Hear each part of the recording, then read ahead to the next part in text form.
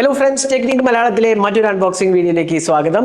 അപ്പോൾ ഇന്ന് നമ്മൾ അൺബോക്സിംഗ് ചെയ്യാൻ പോകുന്നത്, പരിചയപ്പെടുത്താൻ പോകുന്നത് പോക്കോന്റെ ഏറ്റവും ഈഗർലി അവൈറ്റഡ് സീരീസായ എഫ് സീരീസ് ആണ്. അപ്പോൾ എഫ് സീരീസിലെ അടുത്ത കില്ലാടിയുമായിട്ടാണ് പോക്കോ വന്നിരിക്കുന്നത്, പോക്കോ F7. അപ്പോൾ ഈ ഒരു സീരീസ് എപ്പോഴും നമുക്കറിയാം, F1 ഇറങ്ങിയ മുതൽ ഈ സീരീസ് വളരെ ഇമ്പോർട്ടൻസ് ഉള്ള ഒരു സീരീസാണ്. അപ്പോൾ ഇത്തവണയും അടിപൊളി ഹാർഡ്വെയറും പവർ പാക്ഡ് ഡിവൈസ് ആയിട്ടാണ് പോക്കോ വന്നിരിക്കുന്നത്. എന്നാൽ ഒരുപാട് ഇമ്പ്രൂവ്മെന്റ്സും വരുത്തിയിട്ടുണ്ട്. അപ്പോൾ എന്തൊക്കെയാണ് ആ ഇമ്പ്രൂവ്മെന്റ്സ്, എന്തൊക്കെയാണ് നമുക്ക് എക്സ്പെക്ട് ചെയ്യാവുന്നത്? പ്രോബ്ലി ഇതിന്റെ വില സ്റ്റാർട്ട് ചെയ്യണത് ചിലപ്പോൾ ഒരു സർപ്രൈസ് കിട്ടാൻ ചാൻസ് ഉണ്ട്. എനിക്കറിയില്ല, എനിക്ക് പ്രൈസിനെ കുറിച്ച് ഒരു വിവരമില്ല. എന്നാൽ എനിക്ക് തോന്നുന്നത് ഇൻക്ലൂഡിങ് കാർഡ് ഓഫേഴ്സ് പ്രോബ്ലി 30,000 രൂപയ്ക്ക് തുടങ്ങാൻ ചാൻസ് ഉണ്ട്. അല്ലെങ്കിൽ പ്രോബ്ലി ഒരു 30 to 32 രൂപേൻ്റെ ഇടയിൽ തുടങ്ങാൻ ചാൻസ് ഉണ്ട്. ആ ഒരു പ്രൈസ് സെഗ്മെന്റിൽ ഇത് എത്രത്തോളം നല്ലതാണെന്നാണ് നമ്മൾ ഈ വീഡിയോയിലൂടെ നോക്കാൻ പോകുന്നത്. അതിനൊപ്പം തന്നെ നമുക്ക് ഈ ഡിവൈസ് ഒന്ന് അൺബോക്സ് ചെയ്യാം, ബാക്കിയുള്ള ഡീറ്റെയിൽസ് എല്ലാം തന്നെ പറയാം, സോഫ്റ്റ്വെയറും പെർഫോമൻസും എല്ലാം തന്നെ നമുക്ക് പറയാം. അപ്പോൾ എപ്പോഴത്തെ പോലെ ഈ ചാനൽ ആദ്യമായിട്ടാണെങ്കിൽ സബ്സ്ക്രൈബ് ബട്ടൺ പ്രസ് ചെയ്യാൻ മറക്കരുത്. അതേപോലെ തന്നെ ബെല്ലൈക്കൺ ക്ലിക്ക് ചെയ്യുക. അപ്പോൾ നമ്മൾ പബ്ലിഷ് ചെയ്യുന്ന എല്ലാ വീഡിയോസിൻ്റെയും നോട്ടിഫിക്കേഷൻ കൂടെ ലഭിക്കുന്നതാണ്. അപ്പോൾ നമുക്ക് ആദ്യം ഇതൊന്ന് അൺബോക്സ് ചെയ്തിട്ട് വളരെ പെട്ടെന്ന് തിരിച്ചു വരാം, ബാക്കിയുള്ള ആസ്പെക്ട്സ് പറയാം. അപ്പോൾ നമുക്ക് പെട്ടെന്ന് തന്നെ പോക്കോ F7 അൺബോക്സ് ചെയ്യാം. അപ്പോൾ ഇതാണ് ബോക്സ് പാക്കേജ്. പോക്കോ F7 5G എന്ന് എഴുതി കാണാം. പിന്നെ നമുക്ക് ഇവിടെ ബാക്കി സൈഡിലൊന്നും തന്നെ എഴുതിയിട്ടില്ല. അത് 512 GB സ്റ്റോറേജ് ആണ്. ഇത് രണ്ട് വേരിയന്റാണ് അവൈലബിൾ ആണ്, 12 256, 12 512. അപ്പോൾ സ്റ്റാർട്ടിംഗ് വേരിയന്റ് 12 GB ആണ് വരുന്നത്. അതേപോലെ നമ്മുടെ കയ്യിൽ കിട്ടിയിരിക്കുന്നത് ഫാൻറ്റം ബ്ലാക്ക് എന്ന് പറഞ്ഞ കളർ, ഒരു വൈറ്റ് വേരിയന്റ് ഉണ്ട്. അതേപോലെ അവരുടെ ഒരു ഫ്ലാഗ്ഷിപ്പ് കളറായ ഒരു സിൽവർ, അതൊരു ഡ്യുവൽ ടോൺ ഫിനിഷ് ആണ്, നമ്മുടെ ഇല്ല എങ്കിലും നിങ്ങൾക്ക് പടത്തിലൊക്കെ കാണാൻ സാധിക്കും. ഇത് സ്നാപ്ഡ്രാഗൺ 8S Gen 4 മൊബൈൽ പ്ലാറ്റ്ഫോമാണ് പവർ ചെയ്തിരിക്കുന്നത്. ഒരു 6.83 ഇഞ്ച് 120 Hz POLED ഡിസ്പ്ലേ ആണ് വരുന്നത്. അതിനൊപ്പം തന്നെ Dolby vision, Dolby Atmos supported, HDR10+ ഉണ്ട്, ഹൈ പ്രോയ്സ് ആണ്, IP68 IP69 റേറ്റിംഗ് ആണ്, 7550 mAh large battery, 90 watts charging, 50 MP Sony camera with optical image stabilisation. അപ്പോൾ ഇത്രയും ബാക്കിൽ എഴുതിയിട്ട് നമുക്ക് പെട്ടെന്ന് തന്നെ ബോക്സ് തുറക്കുമ്പോൾ തന്നെ മുകളിൽ നമുക്ക് ടിപ്പിക്കലായി കാണുന്ന പോക്കോന്റെ ബോക്സ് ആണ്. ഒരു സിം ഇജക്ടർ പിന്നെ കാണാം. ഇത് കൂടാണ്ട് തന്നെ നമുക്ക് ഒരു ബ്ലാക്ക് കളർ കേസ് ആണ് വരുന്നത്. കണ്ടില്ലേ, പോക്കോ ബ്രാൻഡഡ് കേസ് ആണ്, അത്യാവശ്യം നല്ല ക്വാളിറ്റി ഉള്ള കേസ് ആണ്. പിന്നെ ഒരു മാനുവലാണ് കൊടുത്തിരിക്കുന്നത്. പിന്നെ ഡിവൈസ് ആണ്, ഡിവൈസ് ജസ്റ്റ് ഒന്ന് മാറ്റി വെക്കാം. അതുകൂടാണ്ട് തന്നെ നമുക്ക് കിട്ടുന്ന 90 വാട്ടിൻ്റെ അഡാപ്റ്ററാണ്, 90 വാട്ട് ഫാസ്റ്റ് ചാർജിങ് സപ്പോർട്ട് ചെയ്യുന്ന അഡാപ്റ്ററാണ്. ഒരു USB Type-C ചാർജിങ് കേബിളാണ് വരുന്നത്. അപ്പോൾ ഇത്രയാണ് ബോക്സിനകത്ത് വരുന്നത്. നമുക്ക് പെട്ടെന്ന് തന്നെ പോക്കോ F7 തുറക്കാം. അപ്പോൾ ഇതാണ് പോക്കോ F7. നമ്മുടെ കയ്യിൽ കിട്ടുന്നത് ബ്ലാക്ക് കളറാണ്. അപ്പോൾ ബ്ലാക്ക് തന്നെ നമുക്ക് ഇവിടെ ഒരു ഡ്യുവൽ ടോൺ ഫിനിഷ് ആണ്. ഇത് ഗ്ലോസി ആണെങ്കിലും രണ്ടും തന്നെ രണ്ട് കളറായിട്ടാണ് നമുക്ക് തോന്നുന്നത്. അപ്പോൾ പിന്നെ അതേപോലെ തന്നെ ആ ലൈൻസ് നമ്മുടെ ക്യാമറയിലും കട്ട് ചെയ്തിട്ടാണ് പോയിരിക്കുന്നുണ്ടല്ലേ, ഇവിടെ ക്യാമറയിലും കാണാറുണ്ടല്ലേ. അപ്പോൾ ആ ഒരു ലൈറ്റിൻ്റെ പോലെ ഒരു കളർ വരുന്നുണ്ട്, എന്നാൽ ലൈറ്റ് അല്ല. അപ്പോൾ ഒരു ഡ്യുവൽ ടോൺ ഫിനിഷാണ്. ഇത് ഗ്ലാസ് ഫിനിഷാണ് കൊടുത്തിരിക്കുന്നത്. കോർണിംഗ് ഗോറില്ല ഗ്ലാസ് 7i ആണ് പ്രൊട്ടക്ഷൻ കൊടുത്തിരിക്കുന്നത്. പിന്നെ ഒരു മെറ്റൽ ചാസിയാണ് ഇത്തവണ കൊടുത്തിരിക്കുന്നത്. അപ്പോൾ അതുകൊണ്ട് തന്നെ കുറച്ചൊരു ഹെവിനെസ് ഡിവൈസിന് തോന്നാൻ നമുക്ക്. ക്യാമറ മോഡ്യൂൾ ഉണ്ടല്ലേ, ഒരു 50 MP ക്യാമറയും അതിനൊപ്പം തന്നെ ഒരു 8 MP ക്യാമറയാണ്. അതിനെക്കുറിച്ച് വിശദമായി പറയാം. ഈ ഗ്ലാസ് ഫിനിഷിങ് നന്നായിട്ട്. അപ്പോൾ പോക്കോ F6 ആയിട്ട് കമ്പയർ ചെയ്യുമ്പോൾ ഡിസൈനിലും ബിൽഡിലും വളരെയധികം ഡ്രാസ്റ്റിക് ചേഞ്ച് വന്നിട്ടുണ്ട് പറയാം. ഡിസൈൻ കുറേ കൂടെ ബെറ്റർ ആയിട്ടുണ്ടെന്ന് പറയാം. ഒരു സ്റ്റൈലിഷ് ലുക്കിംഗ് ആണ്. എന്നാൽ ബിൽഡ് ക്വാളിറ്റിയിലാണ് ഏറ്റവും കൂടുതൽ ചേഞ്ച് വന്നിട്ടുള്ളത്. ഒന്ന് ഗ്ലാസ് ഫ്രണ്ടിലും ബാക്കിലും ഉണ്ട്, പിന്നെ മെറ്റൽ ചാസിയാണ്. അതിനൊപ്പം തന്നെ IP69ഉം IP68 റേറ്റിംഗും ഉണ്ട്. അപ്പോൾ അതുകൊണ്ട് തന്നെ ഡിസൈൻ ആൻഡ് ബിൽഡ് ക്വാളിറ്റിയിൽ വളരെയധികം ഡ്രാസ്റ്റിക് ചേഞ്ച് വന്നിട്ടുണ്ട് നമുക്ക് പറയാൻ സാധിക്കും. ഇനി ഇതിൻ്റെ വെയിറ്റിൻ്റെ കാര്യം പറയുമ്പോൾ ഇത് ആക്ച്വലി കുറച്ചൊരു ഹെവിയാണ്, 222 grams ഉണ്ട്. ഇത് മെറ്റൽ ബിൽഡും ഗ്ലാസ് ഒക്കെ വരുമ്പോൾ കുറച്ചൊരു ഹെവിനെസ് വന്നിട്ടുണ്ട്. 222 grams ഉണ്ട്, 7.98 തിക്നെസ് ഉള്ളൂ. അത് ഡെഫിനറ്റ്ലി തിന്നാണെങ്കിൽ പോലും ഈ വെയിറ്റ് കുറച്ചധികം 200 ഗ്രാമിന് മുകളിൽ പോയിട്ടുണ്ട്. ഗോറില്ല ഗ്ലാസ് 7 സപ്പോർട്ടാണ് വരുന്നത്. അപ്പം ഓവറോൾ ബിൽഡ് ക്വാളിറ്റീൻ്റെ കാര്യത്തിൽ വളരെയധികം ഇമ്പ്രൂവ്മെൻറ്റ് വന്നിട്ടുണ്ട്. ഇനി നമുക്ക് ഫ്രണ്ട് പാനൽ നോക്കുകയാണെങ്കിൽ വളരെ മിനിമലായ ബെസൽസ് ആണ് വന്നിരിക്കുന്നത്. ഓൾമോസ്റ്റ് യൂണിഫോം ബെസൽസ് പോലെ വന്നിരിക്കുന്നത്. ഒരു പഞ്ച് ഹോൾ സെൽഫി ക്യാമറയും കാണാം. അപ്പോൾ ഡിസ്പ്ലേ എക്സ്പീരിയൻസും വളരെ നല്ലതാണ്. ഡിസ്പ്ലേൻ്റെ റെസൊല്യൂഷൻ എന്ന് പറഞ്ഞാൽ 2772/1280 ആണ്. 6.83 ഇഞ്ചസ് ആണ് ഇതിൻ്റെ ഡിസ്പ്ലേ സൈസ് വരുന്നത്. അതിനൊപ്പം തന്നെ നമുക്ക് കിട്ടുന്നത് 3200 nits ഓഫ് പീക്ക് ബ്രൈറ്റ്നസ് ആണ് ഇതിനകത്ത് കൊടുത്തിരിക്കുന്നത്. അപ്പോൾ നല്ല ബ്രൈറ്റ് ആൻഡ് വിവിഡ് ഡിസ്പ്ലേ ആണ്. അതിനൊപ്പം തന്നെ ഡോൾബി വിഷനും ഡോൾബി ആറ്റ്മോസ് സപ്പോർട്ടും ഇൻക്ലൂഡഡ് ആണ്. HDR10+ സപ്പോർട്ടും കൊടുത്തിട്ടുണ്ട്. പിന്നെ ഇതിനകത്ത് PWM ഡിമ്മിംഗ് ഉണ്ട്, 3840 Hz PWM ഡിമ്മിംഗ് ഉണ്ട്. ടച്ച് സാമ്പിളിംഗ് റേറ്റ് ആണ് 480 ആണ്, 120 Hz റിഫ്രഷ് റേറ്റ് ആണ് കൊടുത്തിട്ടുള്ളത്. അപ്പോൾ സ്ക്രീൻ ടു ബോഡി റേഷ്യോ 94.2 2.3 ആണ് വരുന്നത്. TUV റൈൻലാൻഡ് സർട്ടിഫിക്കേഷൻ ഉണ്ട്, വൈൽഡ് ബൂസ്റ്റ് 4.0 ഐ പ്രൊട്ടക്ഷൻ സപ്പോർട്ടും കൊടുത്തിട്ടുണ്ട്. അപ്പോൾ ഡിസ്പ്ലേൻ്റെ കാര്യത്തിൽ കോംപ്രമൈസ് ഉള്ള നല്ല ബ്രൈറ്റ് ആൻഡ് വിവിഡ് ഡിസ്പ്ലേൻ്റെ ടച്ച് റെസ്പോൺസും വളരെ സ്മൂത്താണ്.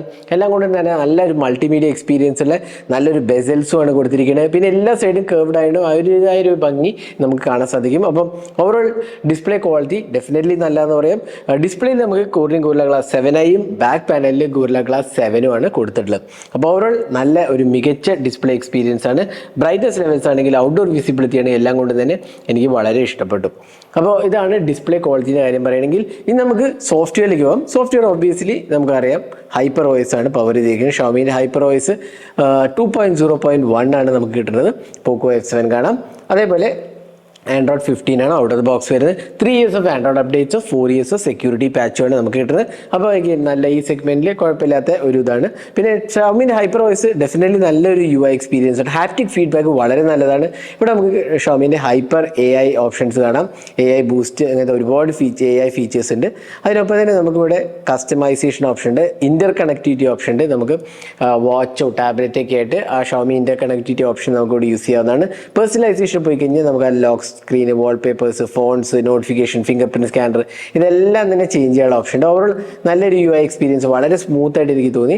അതിനൊപ്പം തന്നെ നോട്ടിഫിക്കേഷൻ ടോഗിളുടെ കാര്യമാണെങ്കിലും പരാതികളൊന്നും തന്നെ പറയുന്നില്ല. നല്ല സ്മൂത്ത് എക്സ്പീരിയൻസ് ആണ് ഇത് UI എക്സ്പീരിയൻസ് നൽകിയിരിക്കുന്നത്. സോഫ്റ്റ്വെയറിന്റെ കാര്യത്തിൽ നമുക്ക് വേറൊരു കാര്യം പറയാനുള്ളത് ബ്ലോട്ട്വെയർസിന്റെ കാര്യമാണ്. ബ്ലോട്ട്വെയർസ് ഇതിലും ഉണ്ട്. ടിപ്പിക്കൽ എല്ലാ പോക്കോയിലും വരുന്ന അതേ ബ്ലോട്ട്വെയർ സെറ്റ് ഒരുപാട് ആപ്സും ഗെയിംസും പ്രീ ഇൻസ്റ്റാൾഡ് ആണ്. എന്നാൽ നമുക്ക് അത് അൺഇൻസ്റ്റാൾ ചെയ്ത് കളയാന്നുള്ള ഏക ആശ്വാസമേ ഉള്ളൂ. അപ്പോൾ ഇത്തവണ നമ്മൾ ചോദിക്കേണ്ടായി എന്തുകൊണ്ടാണ് ഈ ബ്ലോട്ട്വെയർസിന്റെ കാര്യത്തിൽ ഒരു തീരുമാനമാവാത്തത് എന്നുള്ളത്.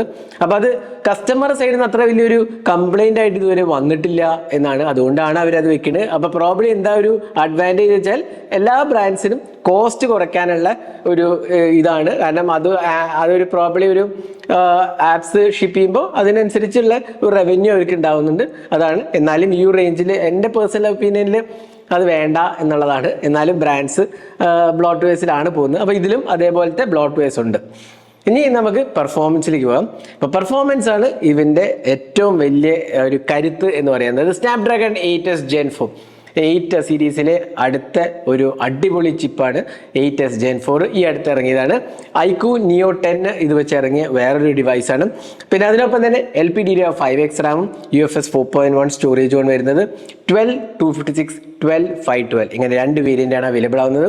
പിന്നെ പെർഫോമൻസ് കാര്യം പറയുമ്പോൾ അടിപൊളി എക്സ്പീരിയൻസ് ആണ്. പിന്നെ ഇതിനകത്ത് 6000 mm² വേപ്പർ ചേംബർ കൂളിംഗ്, അത് ഐസ് ലൂപ്പ് ടെക്നോളജി എന്നാണ് പോക്കോ അതിന് വിശേഷിപ്പിക്കുന്നത്. അപ്പം കൂളിങ്ങിന് 6000 mm² വേപ്പർ ചേംബർ കൂളിങ്ങും ഇതിനകത്ത് ഇൻക്ലൂഡഡ് ആണ്. പിന്നെ നമുക്ക് ഇതിൻ്റെ ബെഞ്ച് മാർക്സ് നോക്കുകയാണെങ്കിൽ സ്നാപ്ഡ്രാഗൺ 8s Gen 4 വളരെ പവർഫുൾ ആണ്. എനിക്ക് കിട്ടിയ സ്കോർ എന്ന് പറഞ്ഞാൽ ഏതാണ്ട് 20 ലക്ഷത്തിൻ്റെ മുകളിലാണ് എനിക്ക് കിട്ടിയ സ്കോർ.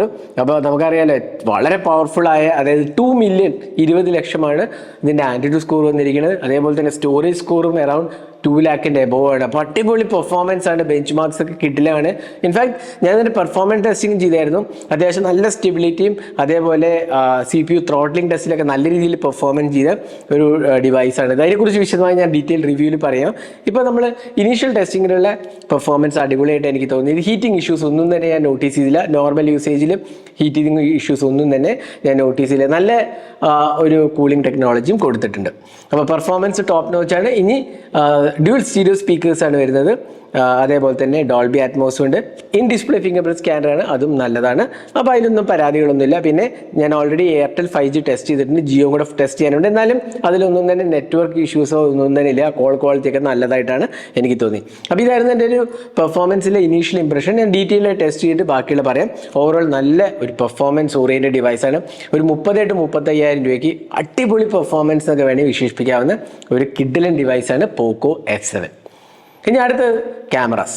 അപ്പോൾ പോക്കോയിലെ F സീരീസിൽ ഏറ്റവും വലിയൊരു പോരായ്മ എന്ന് പറഞ്ഞാൽ ക്യാമറാസ് ഓക്കേഷനാണ്. ഈവൻ പോക്കോ F5 ആണെങ്കിൽ F6 ആണെങ്കിലും ഒക്കെ തന്നെ ക്യാമറാസ് ഒരു ആവറേജ് ടു എബോ ആവറേജ് കാറ്റഗറിയാണ്. എന്നാൽ ഇവിടെ നമുക്ക് ചെറിയൊരു അപ്ഗ്രേഡ് വന്നിട്ടുണ്ടെന്ന് വേണമെങ്കിൽ പറയാം. അപ്ഗ്രേഡ് എന്ന് പറയാൻ പറ്റില്ല, 50+8 മെഗാപിക്സലിനേ ഉള്ളൂ. എന്നാൽ സെൽഫി ക്യാമറ 20 മെഗാപിക്സലാണ് നമുക്ക് ഇത്തവണയും വന്നിരിക്കുന്നത്. ക്യാമറയുടെ കാര്യമാണെങ്കിൽ സോണി IMX882 സെൻസറാണ് വരുന്നത്. അതേപോലെ തന്നെ ഒപ്റ്റിക്കൽ ഇമേജ് സ്റ്റെബിലൈസേഷന് 8 മെഗാപിക്സൽ അൾട്രാവൈഡും 20 മെഗാപിക്സൽ സെൽഫി ക്യാമറയുടെ പഞ്ച് ഹോൾ സെൽഫി ക്യാമറയാണ് കൊടുത്തിരിക്കുന്നത്. നമുക്ക് 4K വീഡിയോ റെക്കോർഡിംഗ് റിയർ ക്യാമറയിലുണ്ട്. എന്നാൽ ഫ്രണ്ട് ക്യാമറയിൽ 1080p 60 FPS ഉള്ളൂ. അപ്പോൾ പ്രോബ്ലി അതൊരു പോരായ്മയായിട്ട് വേണ്ടി പറയാം. ഫ്രണ്ടിൽ 4K ഇല്ല എന്നുള്ളത്, പ്രത്യേകിച്ച് വ്ളോഗേഴ്സിനൊക്കെ 4K ആവശ്യമുള്ളവരാണ്. എന്നാൽ ഇത് ബ്രാൻഡ് ഇതിനെ പൊസിഷൻ ചെയ്യുന്ന ഒരു ക്യാമറ സെൻട്രിക് ഡിവൈസ് ആയിട്ടല്ല. അപ്പോൾ അതുകൊണ്ട് തന്നെ നമുക്ക് ക്യാമറ അത്ര വലിയൊരു എക്സ്പെക്ടേഷൻ വെക്കേണ്ട. എന്നാൽ ക്യാമറ സാമ്പിൾസ് കൂടി നമുക്ക് കാണാം. ഇതൊക്കെയാണ് പോക്കോ F7 എടുത്ത ക്യാമറ സാമ്പിൾസ്. എനിക്കൊന്നും കുഴപ്പമില്ലാത്ത ഒരു എക്സ്പീരിയൻസ് ആണ്. ഞാൻ ഡീറ്റെയിൽഡ് ആയിട്ട് അനാലിസിസ് ചെയ്തിട്ട് ഞാൻ റിവ്യൂ പോസ്റ്റ് ചെയ്യുമ്പോൾ പറയാം. എനിക്ക് ഓവറോൾ ഇഷ്ടപ്പെട്ടു, കുഴപ്പമില്ല. ഡെഫിനറ്റ്ലി പോക്കോ F6 ഇംപ്രൂവ്മെന്റ് ഉണ്ടെന്ന് പറയാം. അതിനേക്കാളും ബെറ്റർ ആയിട്ടാണ് എനിക്ക് തോന്നുന്നത് പ്രോസസ്സിംഗ്. പ്രത്യേകിച്ച് സ്നാപ്ഡ്രാഗൺ 8s Gen 4 പ്രോസസ്സിങ്ങും ISP ഒക്കെ നല്ലതായതുകൊണ്ട് ഇതിന്റെ പെർഫോമൻസ് എനിക്ക് മെറ്റേനേക്കാളും ബെറ്റർ ആയിട്ടാണ് ഡെഫിനറ്റ്ലി തോന്നിയത്, അതായത് പോക്കോ F6 അപ്പോൾ നിങ്ങളുടെ അഭിപ്രായം കമന്റ് സെക്ഷനിൽ പോസ്റ്റ് ചെയ്ത് നിങ്ങൾക്ക് എന്ത് തോന്നുന്നു? ഈ ക്യാമറ സാമ്പിൾസ് കണ്ടിട്ട് ബെറ്റർ ആണോ, അല്ലെങ്കിൽ പോക്കോ F6 യൂസർ ആണെങ്കിൽ നിങ്ങളുടെ അഭിപ്രായങ്ങൾ പറയുക. അതായത് എത്രത്തോളം നല്ലതാണോ മോശമായിരുന്നോ അതിൻ്റെ ക്യാമറ ഇതായിട്ട് കമ്പയർ ചെയ്യുമ്പോൾ എന്നൊക്കെ കമന്റ് സെക്ഷനിൽ പോസ്റ്റ് ചെയ്യുക. എനിക്ക് തോന്നുന്നു പേഴ്സണലി ഇംപ്രൂവ്മെന്റ് ഉണ്ട്. എന്നാൽ the best camera smart phone എന്നൊന്നും ഒരിക്കലും പറയാൻ പറ്റില്ല, കാരണം ഇതിനകത്ത് ടെലിഫോട്ടോ ലെൻസോ അങ്ങനത്തെ ഒന്നുമില്ല. അപ്പോൾ ഒരു കുഴപ്പമില്ലാത്തൊരു ക്യാമറ സെറ്റപ്പ് എന്ന് മാത്രമേ ഇതിനെ വിശേഷിപ്പിക്കാൻ പറ്റുള്ളൂ. ഇനി അടുത്തത് ബാറ്ററി. ഇതാണ് ഇതിൻ്റെ രണ്ടാമത്തെ important aspect. India's largest battery എന്നൊക്കെയാണ് പറയുന്നത്. 7550 mAh ബാറ്ററി. അത് ഇന്ത്യയിൽ മാത്രമേ ഇത്രയും ഹയർ കപ്പാസിറ്റി ഉള്ളൂ. പുറത്ത് എനിക്ക് തോന്നുന്നു 6500 എന്തോ ആണ് കൊടുത്തിരിക്കുന്നത്. അപ്പോൾ 7550 mAh സിലിക്കൺ കാർബൺ ബാറ്ററിയാണ് വരുന്നത്. അതിനൊപ്പം തന്നെ 90 watt ചാർജിങ്. ഈ 90 watt ചാർജിങ് ഇത്രയും വലിയ large capacity battery less than an hour, ഒരു 50-55 മിനിറ്റ്സിനകത്ത് ഫുൾ ചാർജ് ചെയ്ത് എടുക്കും എന്നുള്ളതാണ്. പിന്നെ ബാറ്ററി പെർഫോമൻസിൻ്റെ കാര്യത്തിൽ ഒരു രക്ഷയില്ല. ഒരു ആവറേജ് ഞാൻ ടെസ്റ്റിൽ എനിക്കൊരു 10-11 മണിക്കൂറൊക്കെയാണ് സ്ക്രീൻ ഓൺ ടൈം കിട്ടിയത്. ഇത്രയും പവർഫുൾ ചിപ്പൊക്കെ ആയിട്ട് തന്നെ ഒരു 11 മണിക്കൂറൊക്കെ എനിക്ക് സ്ക്രീൻ ഓൺ ടൈം കിട്ടി. അഗൈൻ മിക്സഡ് യൂസേജ് ആണ്, ചിലപ്പോൾ അതിലും കൂടുതൽ കിട്ടാം. എന്നാലും ഉടനെ ആവറേജ് ഒരു 10 മണിക്കൂർ എന്താണെങ്കിലും കിട്ടുന്നുള്ളതിൽ ഒരു സംശയമില്ല.